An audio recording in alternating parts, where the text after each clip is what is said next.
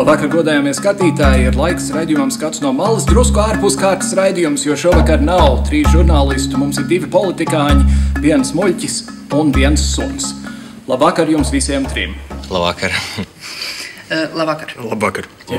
Politiķi ir pa labi un pa kreisi, muļķis ir pa vidu, politiķi alerģisks pret suni, ka šitā. Būtībā pret suņiem alerģija nav, alerģija ir tikai pret kaķiem. Un, principā, skatos uz dzīvi kā ar dzīvnieka acīm.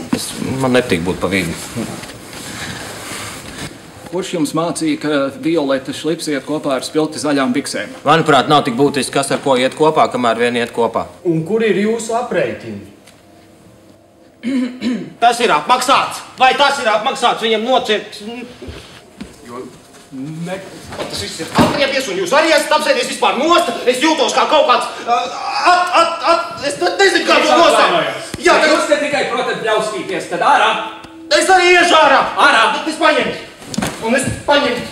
Neņemtu. Un diskusijas turpinās, un tas viss šeit ir aprēķināts. Un tā kā tur arī ir, tā arī tas viss notiksies. Turpinājums 13. septembrī 20. galerijā, skatuvē, degunrādzis, kas atrodas Cēsu ielā kaut kur, paši atradīsit.